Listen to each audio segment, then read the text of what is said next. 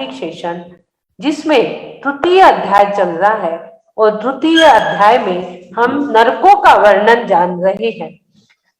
3 लोक में हमारे आचार्य गुरुवर ने पहले अधोलोक का वर्णन लिया है, जिसमें 7 नरक का वर्णन है। चलेंगे अब हम हमारे तत्वार सूत्र के मंगलाचरण की ओर, दोनों हाथ हृदय स्थान पर। बोलिए द्वादशांग जिनवानी माता की जय जय जय। मोक्ष मार्गस्य नेतारं भेत्तारं कर्म भूभृतां ज्ञातारं विश्वतत्त्वानां वन्दे तद्गुण लब्धये, वन्दे तद्गुण लब्धये। बोलिए आचार्य उमा स्वामी महाराज की जय। तथा ग्रंथादिराज ग्रंथ मोक्ष शास्त्र तत्वार सूत्र ग्रंथ की जय जय जय। नंदीश्वर पूजा विधान की जय जय जय। अष्टानिका महापर्व की जय जय जय। देखेंगे समय रहा तो नंदीश्वर द्वीप की यात्रा, आज नहीं तो एक अंतिम दिन तो हम अवश्य ही कराएंगे। आज हम जो ले रहे हैं तत्वार सूत्र तृतीय अध्याय, जिसमें 2 श्लोक हमारे हो चुके। हम प्रतिदिन मात्र एक ही सूत्र का वाचन करते चले आ रहे हैं। आपके सामने सूत्र आ रहा है, हैंड रेज कर देंगे जिसे भी पढ़ना है। थोड़ा एक्सपीरियंस भी हमें लेना है, बाद में हम एक्सपीरियंस भी लेते हैं। तत्वार सूत्र जिसे भी पढ़ना होगा, दो सूत्र पढ़ना है आज। जल्दी से हैंड रेज कर देंगे तो हम उन्हें ले लेंगे।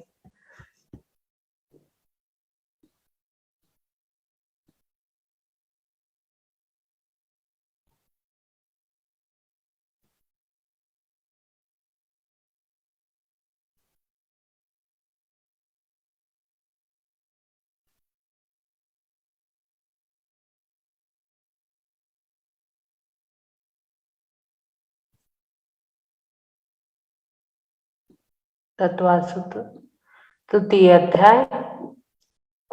हैंडमेड पिक्चर हमने बना के रखी है ताकि आपको आसानी से समझ में आ जाए। पहले हमने जो सूत्र पढ़ा था उस सूत्र में 7 पृथ्वी या नरक की रत्न प्रभा, शर्करा प्रभा, बालुका प्रभा, पंख प्रभा, धूम प्रभा, तम प्रभा, महातम प्रभा, ये जो 7 पृथ्वियां है, ये 7 पृथ्वियों में ही 7 नरक है। जो बीच की जगह है ना वो खाली है। ये जो 7 हमारी पहला पिक्चर आपको दिखाती हूँ, ये जो हमने पढ़ा था उस दिन, ये देखिए। हाँ, ये 7 पृथ्वियां हमने पढ़ी थी पहले, इसका 3 भाग। तो इसकी जो ये जगह है ये खाली है। ये जो पृथ्वी है, पृथ्वी के अंदर ही यहाँ पर 7 नरक है और इसी के अंदर 84 लाख बिल नरकों के, जिसमें हमने कल कितने कितने बिल पढ़े थे, 7 पृथ्वियां पढ़ी थी और उसके फिर 7 नरक के नाम भी हमने पढ़े थे कल। क्या पढ़े थे 7 नरक के नाम? धम्मा, बंशा, मेघा, अंजना, अरिष्टा, मघवा, मागधी।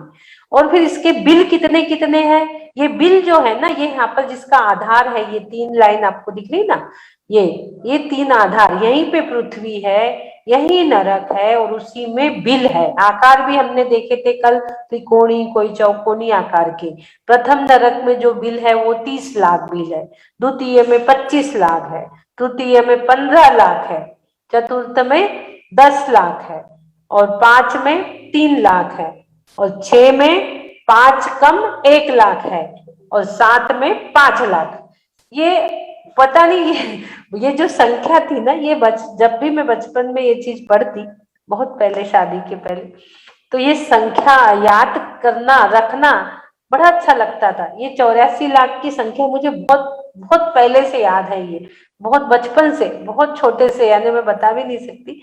तो ये पता नहीं क्या था एक माइंड में कि ये जो बिल है 84 लाख बिल, ये याद करना यानी उसको याद रखना बहुत ऐसे प्रिय सा लगता था कि ये 84 लाख बिल है करके नरकों के। तो ये संख्या बहुत जल्दी मतलब याद में रह गई थी।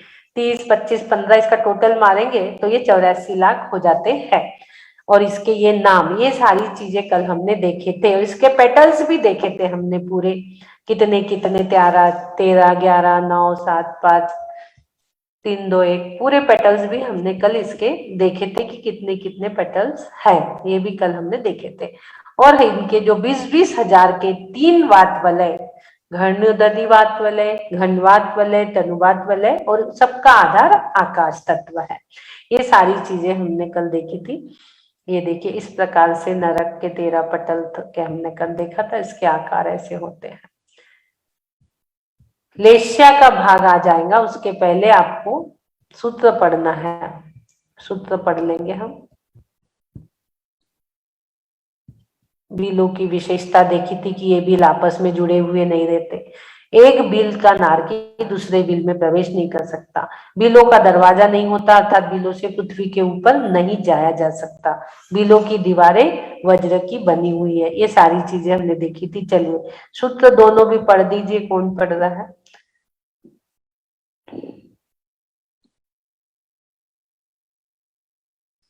उषा जी जैन। दोनों सूत्र पढ़ेंगे, प्रथम और द्वितीय दोनों भी सूत्र। एक जय झूलेलाल दीदी। रत्न शंकरा बालुका पंक धूम तमो महातम प्रभा भूमयो घमाम्बु घनाम्बु मताकाश प्रतिष्ठा सप्ता दो दह। वाताकाश, सुनो, वाताकाश प्रतिष्ठा, वाताकाश प्रतिष्ठा सप्ता दो ढ। तासु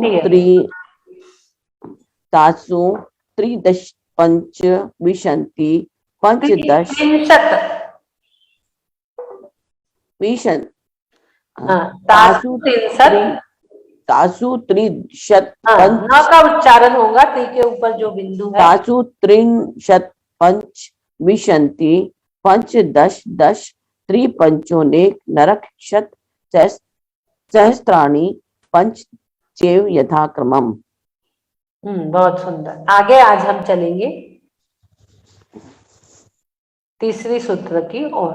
तीसरा सूत्र हम पढ़ेंगे जिसमें नारकियों की लेस्या का वर्णन है। पहले हमने 7 पृथ्वी देखी, 7 नरक देखे, उनके बिल देखे और उनके वलय देखे। अब आ गए हम उनकी लेस्या के पास। तो नारका नित्या शुभतर लेस्या परिणाम देह वेदना विक्रिया। पढ़िए सभी लोग, पढ़िए एक बार। नारका नित्या शुभतर लेस्या परिणाम देह वेदना विक्रिया। एक जन पढ़ सकता है इसे, कोई एक पढ़े तो अच्छा रहेगा। पढ़िए रानी जी। हाँ, नारका नित्या शुभतर लेस्या परिणाम देह वेदना विक्रिया। बहुत सुंदर। अब इसका हम लोग संधि विग्रह करेंगे। इन शब्दों के अर्थ हम देखेंगे। नारका प्लस नित्य, नित्य का यहाँ पर संधि विग्रह होगा नित्य प्लस अशुभ। ये देखिए अशुभतर, अशुभ में भी अशुभतर। लेस्या प्लस परिणाम प्लस देह प्लस वेदना प्लस विक्रिया यहाँ पर दिया है। नारका यानी क्या होगा? नरक में नारकियों की, नारका यानी नरक में नारकियों की। आगे क्या आया है इसमें? नित्य, नित्य सभी परिचित है। नित्य यानी हमेशा, सदैव। अशुभ तरलेस्या, शुभ अशुभ सब जानते हैं, अशुभ लेस्या वाले होते हैं। परिणाम उनके अशुभ ही परिणाम चलते हैं। देह भी उनकी अशुभ ही रहती है क्योंकि दुर्गंधित रहती, स्नेह उससे बास वगैरह आते रहती है, दुर्गंधित रहती, इसलिए अशुभ देह वाले रहते हैं। वेदना अशुभ तरी, कितनी वेदना, वेदना यानी दुख, परेशानी, तकलीफ बहुत रहती, तो वेदना में अशुभ ही रहती है। वेदना दुख होना कोई शुभ है क्या? विक्रिया, विक्रिया भी अशुभतर विक्रिया उनकी होती है। विक्रिया ने शरीर को बड़ा छोटा करना, वापस जुड़ जाना, फट जाना, अपनी शरीर की तलवार बना लेना, बहुत सारी चीजें होती रहती है नरकों में, तो वो विक्रिया।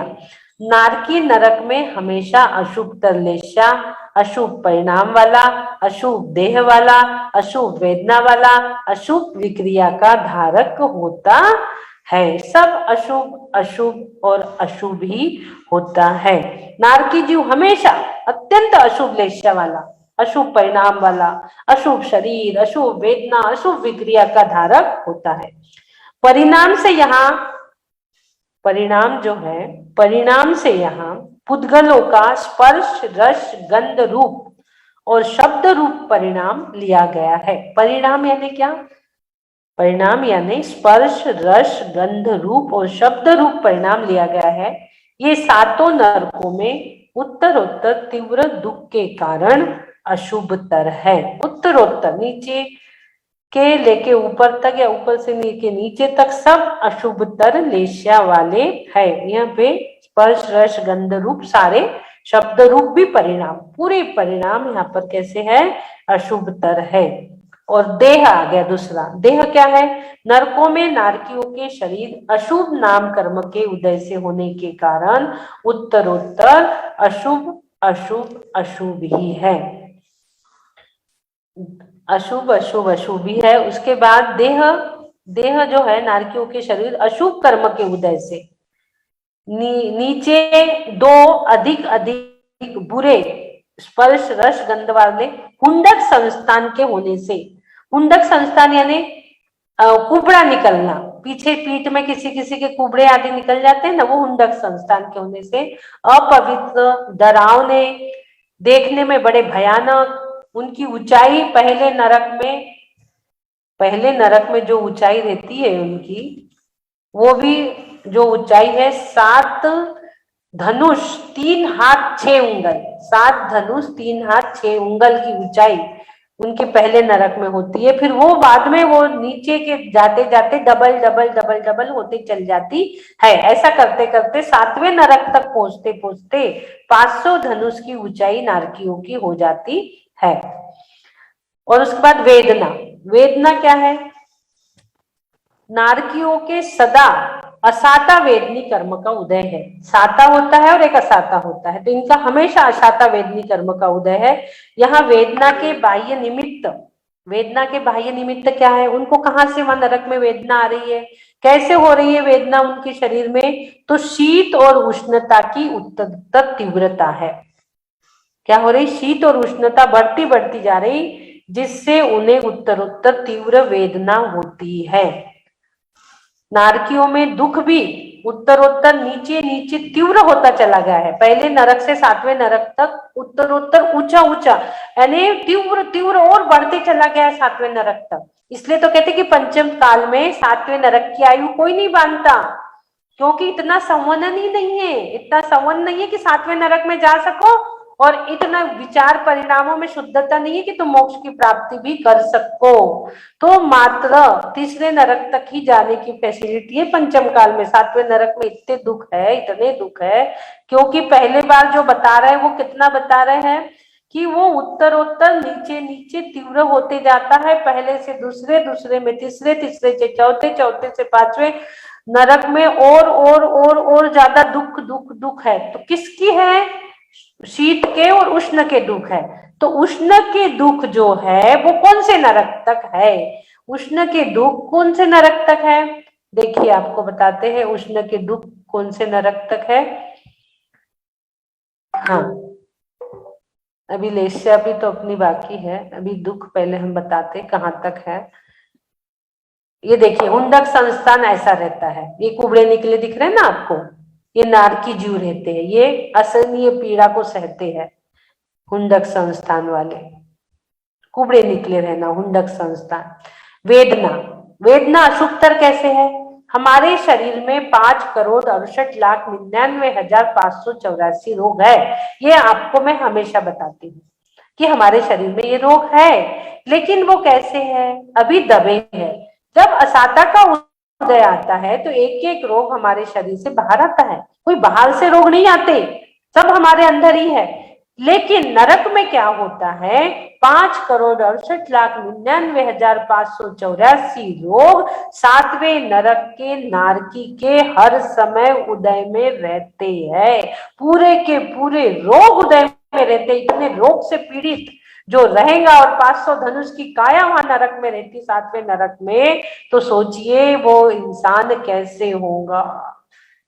विचार कर सकते हैं हम। ये देखिए तीक्ष्ण तीक्ष्ण चीजों पे इन लोग के उल्टे सीधे जन्म के दुख है। ये नरक में उत्पन्न होने की स्थिति कैसी होती है। देखो तिरछे तिरछे ये सब भाला बिछुआ के ऊपर, तेज धार के ऊपर ये नारकी लोग है। देखिए जन्म के दुख। परिणाम अशुभतर कैसे, ये देख रहे हो आप। देखो अशुभ अशुभ अशुभ, नीचे नीचे नरकों का वर्ण स्पर्श गंध रस रूप ये हमने देख लिए। ये हमने देख लिए नरक की मिट्टी की दुर्गंध का प्रभाव भी हमें देखना है। हाँ, तो अभी हम ये जो बता रहे थे आपको कि शीत और उष्ण कहाँ तक कितनी है, वो आपको देखना है कि कहाँ तक कितनी है शीत और उष्ण। इसका भी पिक्चर इसमें था।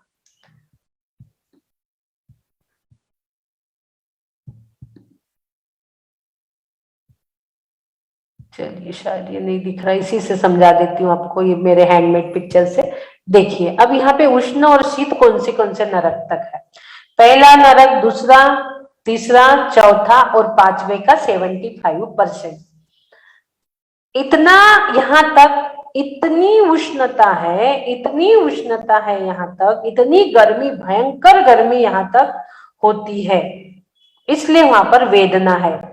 पांचवे के ऊपर 2 लाख बिल में, पांचवे के ऊपर 2 लाख बिल में उष्ण, एकदम बहुत उष्ण, पांचवे के 2 लाख बिल तक बहुत उष्ण। पांचवे के बिल कितने हैं, पांचवे के बिल कितने हैं हमने लिखवाया ना आपको, 3 लाख। 3 लाख में से 2 लाख बिल तक बहुत उष्ण है। पहला, दूसरा, तीसरा, चौथा, पांचवा के 2 लाख बिल। अब पांचवे के 1 लाख बिल में, छठे में और सातवें में क्या है, शीत, बहुत शीत। इतनी शीत की, शीत के कारण इंसान वहां मर जाता है। इतनी ठंड और गर्मी भी इतनी कि गर्मी की वेदना से वहां मर जाता है।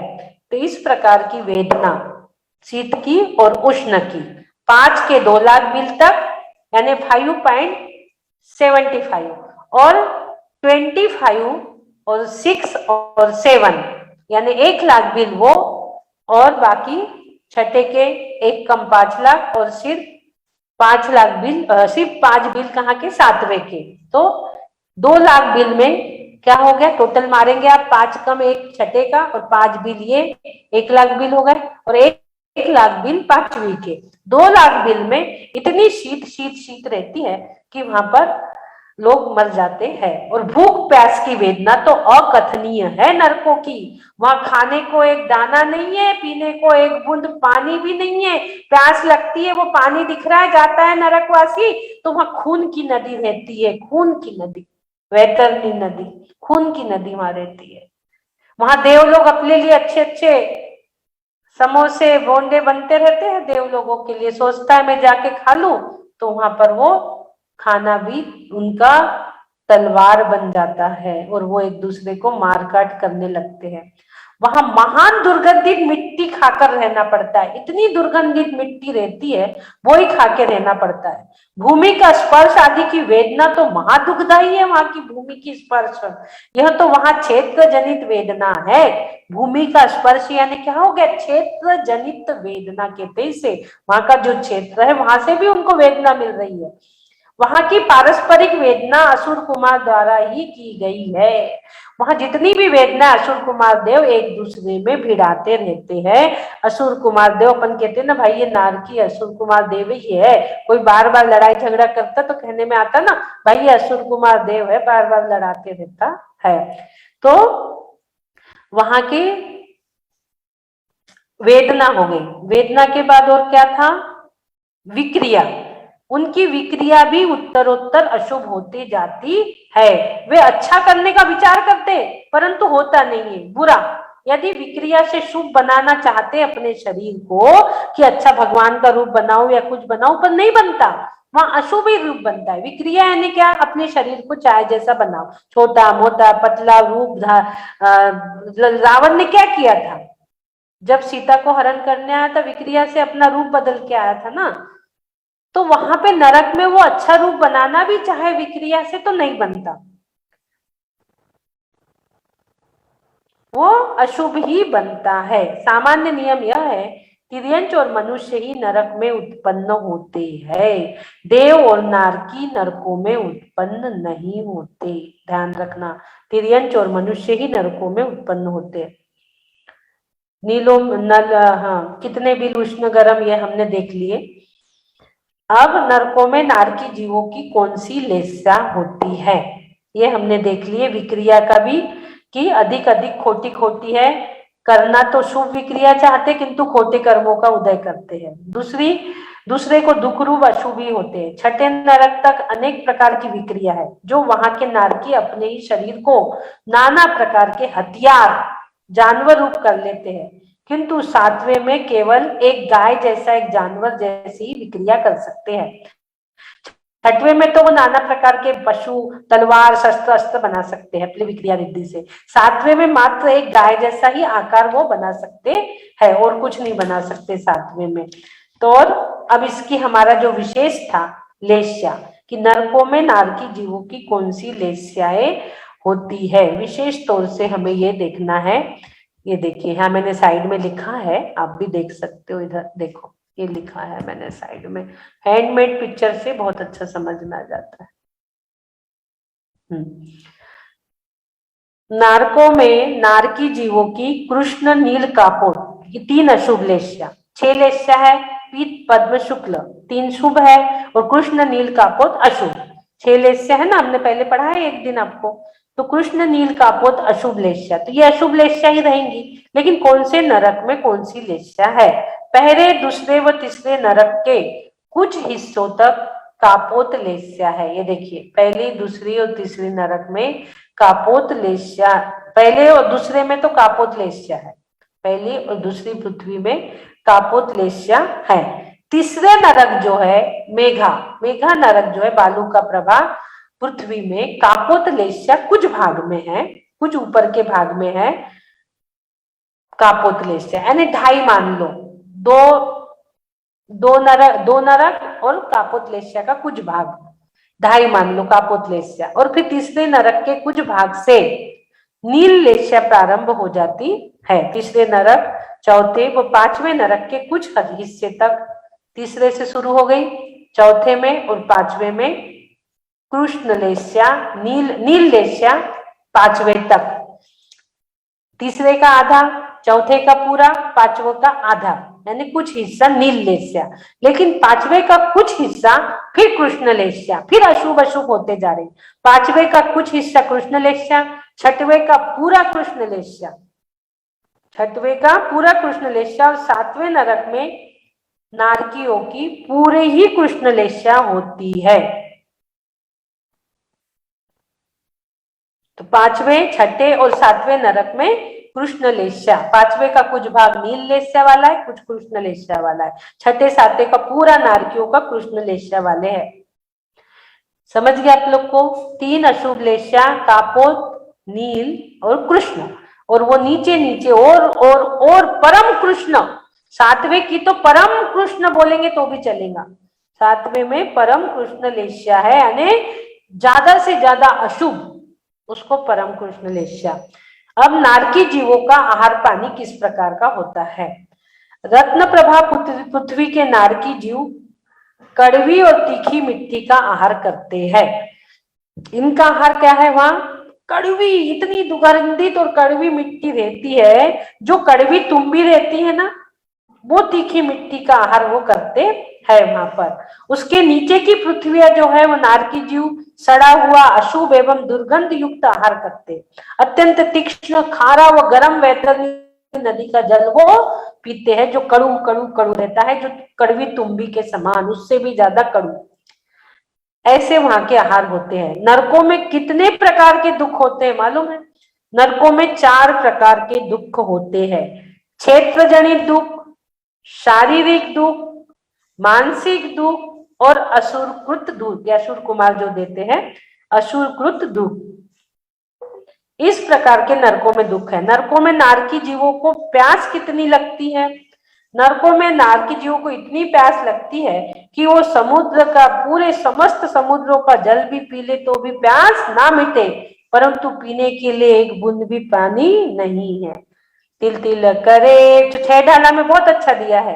तिल तिल करे देह के खंड, असुर भिड़ावे दुष्ट प्रचंड। असुर वहां भिड़ाता है और 3 लोक को नाज झुकाए, मिटे न भूख कणान लाए। 3 लोग का अनाज पूरा खा ले तो भी भूख नहीं मिटने वाली, और वहां पे एक दाना खाने को नहीं है। 3 लोक को नाज झुकाए, मिटे न भूख कणान लहाए।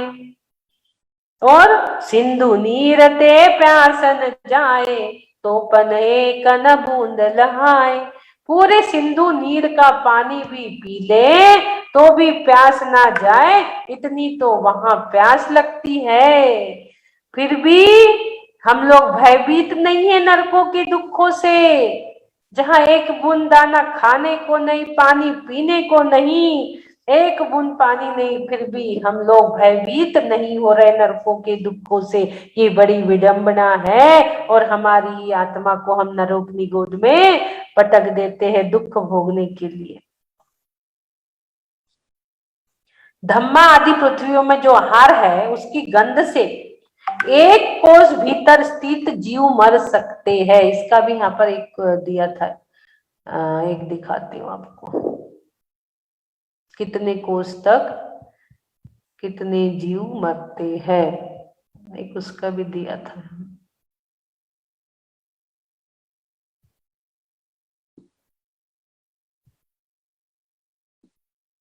ये देखिए,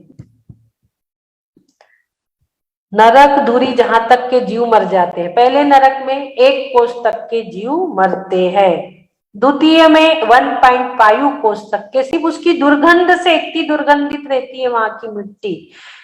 तीसरा 2 कोस तक, चौथा 2.5 कोस तक के जीव मरते हैं। 5वें में इतनी दुर्गंधता बढ़ते जा रही, उत्तरोत्तर बढ़ते बढ़ते जा रही कि 3 कोस तक के जीव मरते हैं। छठे नरक की मिट्टी से 3.5 यानी 3.5 कोस तक, और 7वें नरक की मिट्टी से 4 कोस तक दूरी तक जीव मरते हैं उनकी दुर्गंध से, इतनी दुर्गंध होती है। और नरकों में इतनी उष्णता है, यदि उष्ण बिल में मेरू के बराबर लोहे की शीतल पिंड डाल दिया जाए, लोहे का भी आप शीतल पिंड भी उस नरक में डाल दो तो वह तल प्रदेश तक पहुंचकर बीच में ही मोम के टुकड़े के समान पिघलकर नष्ट हो जाता है, लोहे का गोला भी। इतनी वहां पर उष्णता है। और शीत कितनी है नरकों में, इतनी ठंड इतनी है कि पूर्वोक्त मेरू पर्वत के बराबर लोहे का उष्ण पिंड शीत बिल में डाल दिया जाए तो वह तिल प्रदेश तक न पहुंचकर बीच में ही नमक के टुकड़े के समान विलीन हो जाता है। जैसे नमक पिघलता है, ऐसा ही वो शीत ठंड मेरू पर्वत के बराबर सोचिए, लोहे का गोला भी डाल दिया जाए तो वहां विलीन हो जाता है। इतनी शीत और इतनी उष्ण वहां पे होती है। चलिए, इस प्रकार से शीतता उष्णता, कितने कोस के दूर दूर दूर तक जीव मरते हैं उनकी दुर्गंध मिट्टी से, ये चीजें आज हमने यहाँ देखी। ये देखिए, नरक भूमि का दुख, सेमरू वृक्ष के नीचे बैठने का दुख। देखो, ये वृक्ष है, वो थक जाता है मार पीट करके, तो वो क्या सोचता है कि मैं जाके वो वृक्ष के नीचे बैठ जाता हूँ, मुझे थोड़ी शांति मिलेगी। वो वृक्ष के नीचे बैठता है तो वृक्ष के पत्ते तलवार बन के उनके हाथ पैर काटते हैं। वो पूरा बिखर जाता है लेकिन वापस जुड़ जाता है, वहां विक्रिया है ना, तो वो वापस जुड़ जाता है और फिर कट जाता है, फिर जुड़ता है, फिर कट जाता है। वो सोचता है कि मैं तलवार के नीचे जाके बैठू। बिच्छू, हजारों बिच्छू एक साथ डस दे तो भी उतनी वेदना नहीं है जितनी की नरक में वेदना है। बिच्छू सहस डसे नहीं तीसो, आता है 6 डाला का, बहुत अच्छा है इसमें सब। शरीर में असहनीय पीड़ा, मुंडक संस्थान वाला कूर और भयंकर शरीर, मुंडक संस्थान वाला, कुबड़े निकला वाला, इनके शरीर में कड़वी तुम्बी और और काशीर से भी अधिक कटु और अनिष्टकारक रस होता है। बिल्ली आदि के मरे हुए शरीर से भी इतनी दुर्गंध नहीं आती जिनकी इनके शरीर से आती है। करोत और गोखरू से भी अधिक दुष्पर्शित शरीर होता है इनका। इतने सारे ये सब चीजें हो गई नरक में उत्पन्न होने की स्थिति। और अब चौथे वाला भी इसमें एक साथ ही ले लिए है कि चौथा जो सूत्र है वो है परस्परो दीरित दुखा। हम कल ले लेंगे, आज टाइम भी हो गया। परस्परो दीरित दुखा, ये चौथा सूत्र आएगा कल कि परस्पर में वो कैसे भिड़ाते हैं।